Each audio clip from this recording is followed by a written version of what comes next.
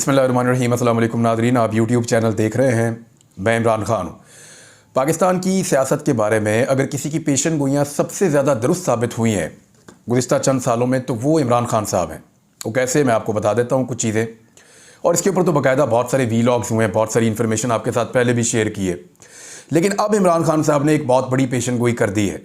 वो पेशन गोई कैसे पूरी होगी, इमरान ख़ान साहब को एग्जैक्टली पता है कि वो कब बाहर आएंगे, और उनको पता है कि ये हुकूमत कब ख़त्म हो जाएगी। कुछ चीज़ें हैं, इन्फॉर्मेशन जो पहले भी थी मेरे पास से, और उसमें कुछ चीज़ें मैंने आज कलेक्ट की हैं, मैं आपके साथ शेयर कर देता हूँ इमरान ख़ान से मुताल्लिक। सबसे पहले तो आप अपने दिमाग में ये रखें कि इमरान ख़ान साहब ने कहा था कि उनके ख़िलाफ़ तमाम सियासी जमातें इकट्ठी हो जाएंगी। ये जो लोग आपस में हमेशा लड़ते रहे हैं, ये इकट्ठे हो जाएंगे, हमने देखा ये इकट्ठे हो गए। फिर इमरान ख़ान साहब ने कहा था कि ये इमरान ख़ान की हुकूमत को गिराने के लिए जो है वो इदारों के दरवाजे खटखटाएंगे। वो सारा कुछ भी आपने होता हुआ देखा। फिर इमरान ख़ान ने बताया कि कैसे उनकी हुकूमत ख़त्म की जाएगी। उनकी हुकूमत ख़त्म की गई। बाद में उन्होंने ये बताया कि नवाज शरीफ को पाकिस्तान वापस लाया जाएगा, नवाज शरीफ के मुकदमात ख़त्म किए जाएंगे, ये जितनी पॉलिटिकल पार्टी इक़्तिदार में आएंगी ये अपने मुकदमात ख़त्म करेंगी, इसके अलावा कुछ नहीं करेंगी। उन्होंने कहा था कि मईशत की बहुत तबाही हो जाएगी। उन्होंने कहा था कि पाकिस्तान के लोग जो हैं वो महंगाई के बोझ तले दब जाएंगे। ये सारी चीज़ें हमने होती हुई देखी, जो चीज़ें इमरान खान साहब ने कही। फिर उन्होंने एक बहुत बड़ा दावा किया था। उन्होंने कहा कि नवाज शरीफ को वापस तो लाया जाएगा, उनको इलेक्शन लड़ने के लिए अहल भी किया जाएगा, और नवाज शरीफ साहब को ना सिर्फ इलेक्शन लड़ने के लिए अहल किया जाएगा बल्कि उनकी पार्टी को इलेक्शन जिताने का बंदोबस्त भी किया जाएगा। लेकिन पब्लिक रिजेक्ट कर देगी इस सारे मंसूबे को इलेक्शन वाले दिन। ये भी पेशन गोई सच साबित हो गई। लोगों ने इतने बड़े पैमाने पर वोट डाले और इस तरीके से वोट डाले कि गिनने वाले जो हैं वो परेशान हो गए कि ये हुआ क्या। यानी 8 फरवरी का दिन पाकिस्तान की तारीख का एक ऐसा दिन है जिसे कभी भी भुलाया नहीं जा सकेगा। वो दिन पाकिस्तान में जमहूरियत के दिन के तौर पे याद रखा जाएगा। 8 फरवरी का दिन पाकिस्तान में अवामी जमहूरियत के नाम पे याद रखा जाएगा। जो एक्चुअली अवामी जमहूरियत होती है वो क्या होती है, ये हमने 8 फरवरी को देखा। उसके बाद फिर इमरान खान साहब का ये कहना था कि मुसल्लत करने की कोशिश की जाएगी पीडीएम की जमातों को दोबारा से मुल्क के ऊपर। और भी उन्होंने पेशन गोइयाँ की हैं, आपने ये सारी देखी, ये सारी तकरीबन सच साबित हुई हैं। जो बातें भी इमरान खान साहब ने कही थी वो तकरीबन सच साबित हुई। किस तरह नवाज शरीफ साहब वापस आए, किस तरह के उनके केसेस ख़त्म हुए, कैसे पीडीएम की जमातों ने अपने केसेस ख़त्म किए, कैसे एनआरओ 2 मुकम्मल हुआ, किस तरीके से पाकिस्तान तहरीक-ए-इंसाफ को क्रश किया गया, फिर किस तरीके से पाकिस्तान तहरीक-ए-इंसाफ जो है उसके उम्मीदवारों को क्रश किया गया। उसके बाद इलेक्शन उनके लिए कितना मुश्किल था। फिर उनके मुताबिक जो इलेक्शन का रिजल्ट था वो भी आ गया, लेकिन वो रिजल्ट बदल भी दिया गया जो उनके खदशात थे। अब इमरान खान साहब ने स्टेटमेंट दिया, पहले वो आप स्टेटमेंट देख लें, फिर मैं आपको बताता हूं कि उन्होंने ये स्टेटमेंट दिया क्यों है और किन बुनियादों पर वो ये बात कर रहे हैं। उन्होंने कहा कि ये रावलपिंडी के अंदर वो बात कर रहे थे। रावलपिंडी से रिपोर्ट हुआ है। इमरान खान साहब आपको पता है कि अडियाला जेल में मौजूद हैं। वहाँ पे सहाफ़ियों से उनकी बातचीत हुई। उन्होंने कहा जी मैं 5 या 6 माह जेल में रहूँगा, फिर हुकूमत ख़त्म हो जाएगी। ये इमरान खान साहब का दावा है। यानी आज मार्च का महीना ख़ात्मे की जानिब जा रहा है, आखिरी 10 दिन रह गए हैं। अप्रैल, मई, जून, जुलाई, अगस्त और सितंबर। बहुत सारे लोग ये कह रहे हैं, और मैं खुद भी इससे पहले कह चुका हूँ, कि अक्टूबर से पहले या अक्टूबर के फ़ौरन बाद, इस बीच में कहीं इमरान खान साहब की रिहाई इसलिए दिखाई दे रही है कि हालात उस तरफ जा रहे हैं। अब इमरान खान साहब ने किन चीज़ों की निशानदेही की मैं आपको बता देता हूँ। केसेस के बारे में उन्होंने कहा कि फ़ैसले पहले से हो चुके हैं, यहाँ सिर्फ कार्रवाई हो रही है। अलकादिर ट्रस्ट का केस जो है उन्होंने कहा बड़े कमाल का केस है, जिसमें चोरी भी नहीं हुई, पैसा भी हुकूमत के पास है और ट्रस्ट भी अभी तक चल रहा है, तो उसका केस मेरे ऊपर बना दिया है। अलकादिर ट्रस्ट के अंदर कुछ लोगों का ये क्लेम है कि उनके ऊपर बहुत दबाव डाला गया इमरान खान के खिलाफ गवाही देने के लिए, लेकिन उन्होंने गवाही देने से इनकार किया और उन्होंने काफ़ी नुकसान उठाया है। इमरान खान साहब ने हसन नवाज, हुसैन नवाज के ऊपर उन्होंने तनकीद की। उन्होंने कहा जी इंग्लैंड में 9 अरब का घर 18 अरब में इन्होंने बेचा है, और नेशनल क्राइम एजेंसी जो है इंग्लैंड में, उन्होंने मशकूक ट्रांजैक्शन पकड़ ली थी। हसन नवाज से पूछा जाना चाहिए कि वो घर खरीदने का पैसा उनके पास कहाँ से आया। ये दोनों भाई पनामा में पकड़े गए थे। हुसैन नवाज ने टीवी पर बैठ के कहा था कि फ्लैट मरियम नवाज के हैं, यानी उसकी मलकियत है मरियम नवाज साहिबा की। तो इमरान खान साहब ने कहा कि मुल्क में जो कुछ हो रहा है इससे सारा निज़ाम बेनकाब हो गया है। निगरान हुकूमत, इलेक्शन कमीशन और एस्टेब्लिशमेंट सब एक हैं, सब कुछ झूठ पर चल रहा है। ये खबर मैं आपको पढ़ के सुना रहा हूँ क्योंकि बहुत सारे अखबारात में बहुत सारी जगहों पे छपी है, तो मैं आपको एज इट इज़ पढ़ के सुना रहा हूँ एक्सप्रेस न्यूज़ से। एक्सप्रेस की जो ऑनलाइन वेबसाइट है वहाँ पे ये खबर मौजूद है, वहाँ से मैं आपको पढ़ के सुना रहा हूँ। और उसमें इमरान खान साहब ये कह रहे हैं कि इलेक्शन कमिश्नर कितना झूठा शख्स है। फाफिन समेत 5 रिपोर्ट्स के बावजूद वो अभी तक बैठा हुआ है। सब कह रहे हैं कि चीफ इलेक्शन कमिश्नर को इस्तीफा दे देना चाहिए। उन्होंने कहा कि IMF के प्रोग्राम से मुल्क में महंगाई का एक तूफान आने वाला है। मैंने IMF को कहा था कि मुल्क में सियासी इस्तेहकाम आने तक कर्जा जारी ना किया जाए। सियासी इस्तेहकाम ना होने की वजह से जो कर्जे के पैसे मिलेंगे वो ज़ाया हो जाएंगे, ये इमरान खान साहब कह रहे हैं। आमदन के ज़राए ना बढ़ाने तक कर्ज लेने से कोई फ़ायदा नहीं होगा। ये आप कर्जा लेते जाएंगे, आपको कर्जा बढ़ता जाएगा, आपकी आमदन है नहीं। आप तनख्वाहें देने के लिए भी शहबाज शरीफ साहब ने खुद कहा थोड़े दिन पहले कि जो तनख्वाहें अदा कर रही है हुकूमत वो कर्जे के पैसे से अदा कर रही है। जब मैंने 1 साल पहले ये बात की थी तो मेरे ऊपर बहुत बौछार हो गई थी और बहुत ज़्यादा अटैक किया था मेरे पे PMLN ने और बाकी सियासी जमातों ने कि आपने ये बात क्यों की, आप पाकिस्तान के खैर ख्वाह नहीं हैं। आज उस बात की तस्दीक पाकिस्तान के वज़ीर आज़म ने खुद की है कि एक चाय का कप भी जो हम पीते हैं वो उधार के पैसे से पीते हैं और जो तनख्वाहें हम सरकारी मुलाजमीन को दे रहे हैं वो उधार के पैसे से दे रहे हैं। शहबाज शरीफ साहब ने अपने मुंह से खुद इस बात का एतराफ़ किया है।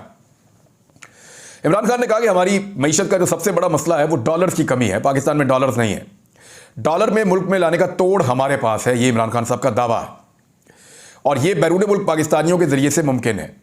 वो इस वक्त सरमायाकारी करेंगे जब मुस्तहकम हुकूमत होगी और वो हुकूमत को ओन करेंगे ओवरसीज़ पाकिस्तानी, तो फिर वो पाकिस्तान के अंदर सरमायाकारी करेंगे।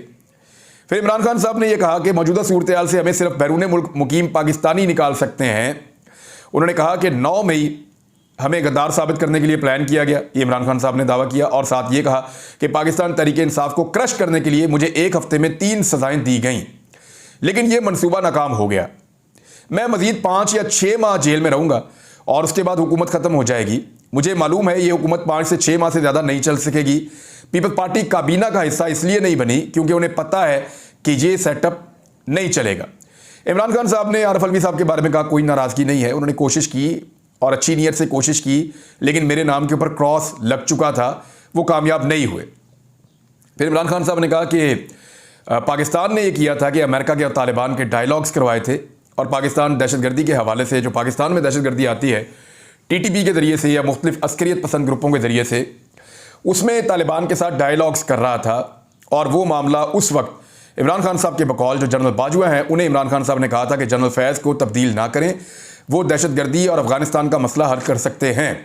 जनरल बाजवा ने कोर कमांडर कॉन्फ्रेंस में कहा था कि इमरान खान जनरल फैज़ को आर्मी चीफ बनाना चाहता है, हालांकि ये बात मेरे वहमो गुमान में भी नहीं थी।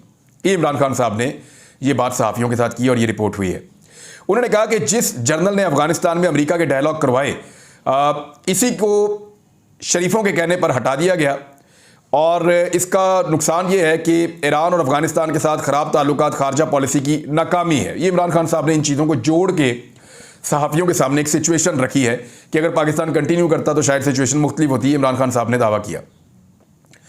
फिर इमरान खान साहब ने कहा कि अली अमीन को सूबा चलाना है और उसे पैसे चाहिए। वो सूबे का शेयर लेने के लिए वज़ीर आज़म से मिला है। उसे वज़ीर आज़म के साथ तस्वीर उस वक्त बनवानी चाहिए थी जब पैसे मिल जाते। वफाक खैबर पख्तूनख्वा को पैसे नहीं देगा। शरीफों से ज़्यादा नाकाबिले एतमाद कोई भी नहीं है।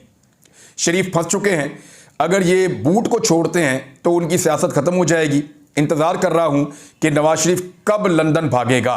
वैसे खबरें आ रही हैं मुख्तलिफ ज़राए से कि नवाज शरीफ साहब जो हैं वो अब पाकिस्तान छोड़कर चले जाएंगे। इमरान खान साहब ने कहा कि जनरल सरफराज की शहादत पर मुझे बहुत दुख हुआ था और इस शहादत से फ़ौज को नाकाबिले तलाफ़ी नुकसान पहुँचा था।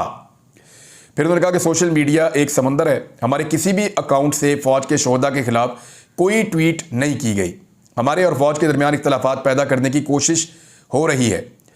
जिसने CCTV फुटेज चुराई वही सोशल मीडिया के अकाउंट्स के पीछे है, ये इमरान खान साहब का कहना है। और उसके बाद इमरान खान साहब ने बहुत सारी चीज़ें जो हैं वो मज़ीद भी बताई। लेकिन अब आ जाए इस तरफ कि इमरान खान साहब को क्यों लगता है कि 5-6 माह बाद वो जेल से बाहर आएंगे और ये हुकूमत ख़त्म हो जाएगी। ये चीज़ें मैं आपके सामने अभी रख देता हूँ। लेकिन एक खबर और है और ये बड़ी खबर है।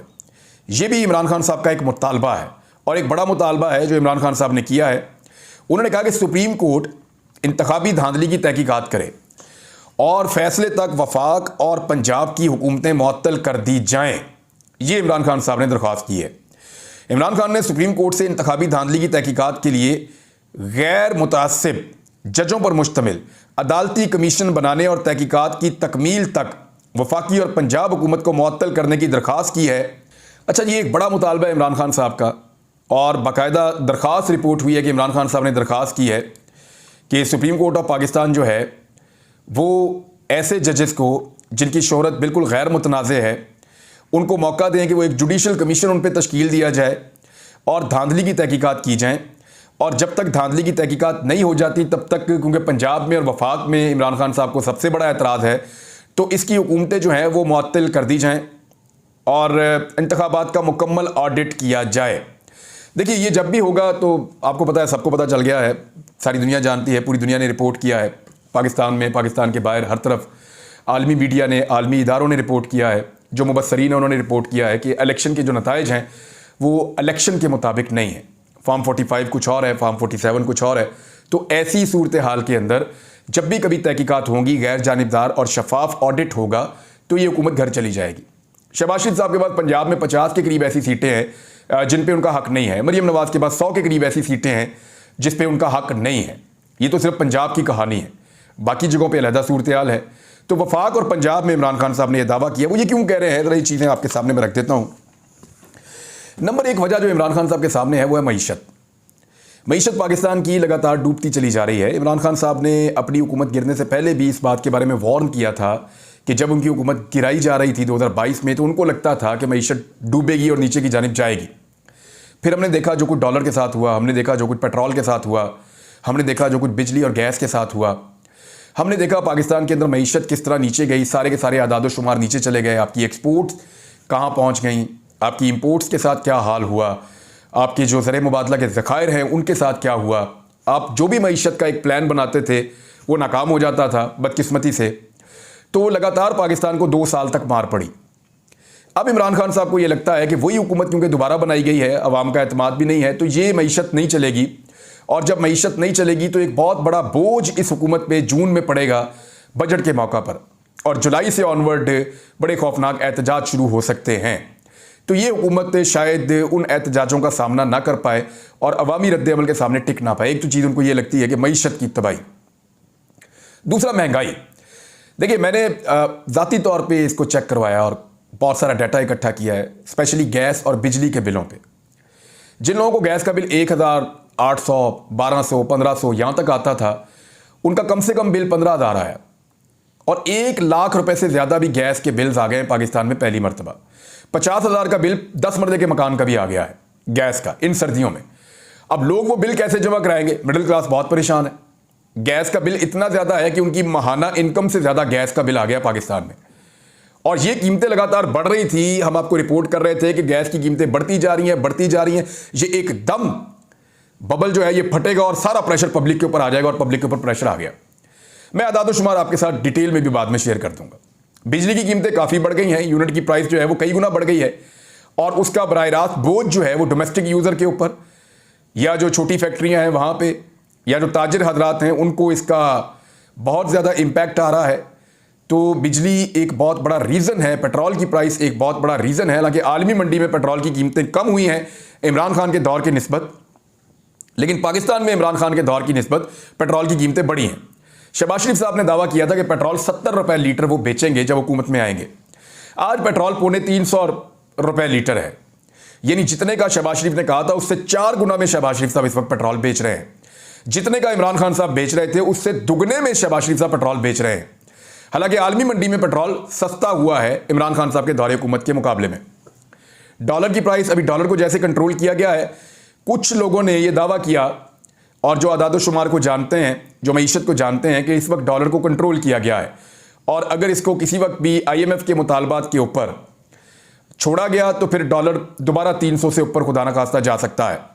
ये सूरत हाल पाकिस्तान की मईशत के लिए मुश्किल होगी। तो महंगाई एक बहुत बड़ा फिनोमिना है जो 30% के लगभग घूम रही है। रमज़ान का महीना है, अवाम को कोई रिलीफ देने में हुकूमत मुकम्मल तौर पर नाकाम रही है। हुकूमत हालांकि अभी थोड़े दिन पहले आई है, लेकिन ये तसलसल है उसी हुकूमत का जो 2022 के अप्रैल में बनी थी, यानी अभी तक ये तसलसल के साथ इक़्तिदार में है। तो इनके ऊपर रिस्पॉन्सिबिलिटी फिक्स की जा सकती है, यही इक़्तिदार में चले आ रहे हैं। इत्तेहादियों की बेरुखी, यानी इमरान खान साहब को ये लगता है, और ये ऑब्वियस है कि जिस वक्त बहुत प्रेशर पब्लिक का आएगा तो PMLN को उसके इत्तेहादी अकेला छोड़ना शुरू कर देंगे। MQM और पीपल्स पार्टी इस बोझ को नहीं उठाएंगे और बाकी जमातें भी इस बोझ को नहीं उठाना चाहेंगी जो बोझ PMLN के ऊपर बदनामी का पड़ेगा महंगाई की और मईशत की तबाही के नतीजे में। गैस और बिजली का बहरान मैंने आपको पहले बता दिया कि लोड शेडिंग बड़ी खौफनाक किस्म की हो सकती है, इसलिए कि बिजली का जो यूनिट पैदा हो रहा है वो बहुत महंगा पैदा हो रहा है। जो मंसूबे पाकिस्तान ने IPPs के लगाए हैं वहाँ पे कैपेसिटी पेमेंट्स भी करनी पड़ती हैं और वो हमारा जो सर्कुलर डेथ है या जिसको आप कहते हैं गर्दिशी कर्जा, वो इतना ज़्यादा बढ़ गया है कि अब पाकिस्तान अफोर्ड नहीं कर सकता इतनी महंगी बिजली। अगर बनाएंगे तो लोग उसको खरीदेंगे कैसे, ये एक बहरान आपके दरवाजे पे खड़ा है। अवामी एतमाद का फुकदान है क्योंकि हुकूमत जो बनी है पाकिस्तान के किसी भी शहर, किसी भी कस्बे, किसी भी गाँव, कहीं भी आप चले जाएँ तो लोग बहुत क्लियरली आपको बताएंगे कि ये हुकूमत जो है वो उनके वोटों के साथ नहीं बनी। लोगों को लगता है कि ये हुकूमत ज़्यादती करके बनी है, उनके वोटों का इसमें अमल दखल नहीं है। तो जो अवाम का एतमाद हुकूमत के साथ नहीं है, ये चीज़ भी लोगों को हुकूमत से मुतनफ़र करेगी और हुकूमत के लिए मुश्किलात पैदा करेगी। इमरान खान साहब की रिहाई, देखिए इसकी कुछ वजूहात हैं। एक, जब ये हुकूमत कमज़ोर होगी और जैसे जैसे ये हुकूमत अवाम में मज़ीद गैर मकबूल होगी, अब इससे ज़्यादा क्या गैर मकबूल होगी कि वो वोट ही नहीं ले पाए, लेकिन इससे भी ज़्यादा जब बुरे हालात आएंगे तो जो इस हुकूमत को सपोर्ट देने वाले एलिमेंट्स हैं वो पीछे हट जाएंगे और उनको हटना पड़ जाएगा। उस वक्त इमरान खान साहब की रिहाई के इम्कानात बढ़ जाएंगे क्योंकि इमरान खान साहब की जो गिरफ्तारी है वो लॉयर्स के मुताबिक वो सिर्फ मैनेज की गई है और इमरान खान साहब ने अपने मुंह से इसी इंटरव्यू के अंदर कहा कि मुझे जिस तरह गिरफ्तार किया गया है, ये फिक्स्ड मैच वो इसको कहते हैं बार बार। तो इमरान खान साहब को लगता है कि वो बाहर आ जाएंगे जिस वक्त भी हुकूमत के पीछे से सपोर्ट निकलेगी।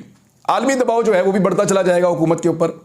ये भी एक बहुत अहम फिनोमिना है क्योंकि अमेरिका में एक इलेक्शन होने जा रहे हैं। कुछ लोगों ने उससे उम्मीद बांधी हुई है लेकिन मेरे ख्याल में वो बेजा है, क्योंकि मैं कुछ चीज़ें आपको बताऊंगा इसराइल के हवाले से और अमेरिका के हवाले से, डोनाल्ड ट्रंप के हवाले से, कि जिन लोगों ने डोनाल्ड ट्रंप से उम्मीद बांधी हुई है वो एक लेवल से आगे इस चीज़ को जो है वो उससे उम्मीद नहीं रख सकते। क्यों, मैं वो आपको बताऊँगा।